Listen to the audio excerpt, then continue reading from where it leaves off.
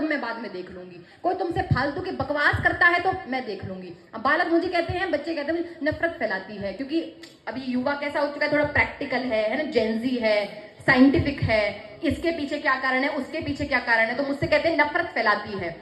हमारे यहाँ नफरत का कॉन्सेप्ट है ही नहीं। सनातन धर्मी कभी भी नफरत करना सिखाता ही नहीं है। हमारे यहाँ शत्रु बोध का विषय है, हमारे यहाँ शत्रु बोध करवाया जाता है।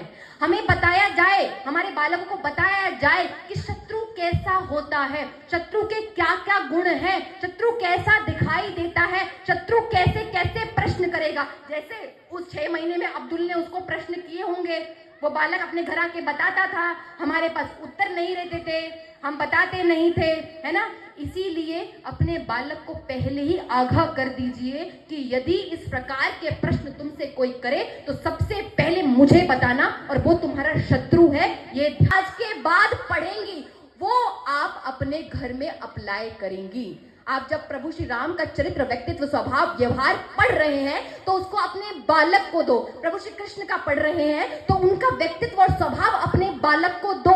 तो जो कुछ भी आप पढ़ो वो अपने घर में बताओ। आप विचार कीजिए, प्रभु श्री राम के घर, हमारे यहाँ 2 प्रकार की शिक्षाएं हैं, एक विचार की शिक्षा और दूसरी हथियार की शिक्षा।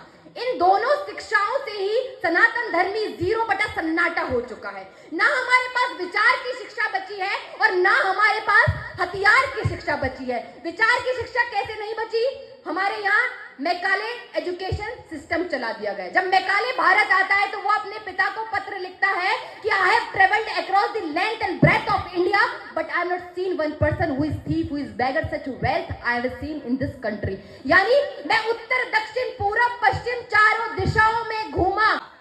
वो कहता है कि अब मुझे पता है मुझे कौन सी किताब पढ़नी है, मुझे पता है कि मुझे जन्नत तक कैसे जाया जाएगा, मुझे पता है कि 72 हूरों को कैसे पाया जाएगा, मुझे अब सब पता है। मैंने जब तुमसे प्रश्न किया हमारे इतने भगवान क्यों हैं, ये कृष्ण जी छलिया क्यों हैं और ये राम जी ऐसा क्यों कर, वो प्रश्न जो करता था आपने कभी उत्तर नहीं दिया। अब मुझे पता है कि कौन एक वो है जिसके पास मुझे जाना है और मुझे किसके नक्शे कदम पर चलना है।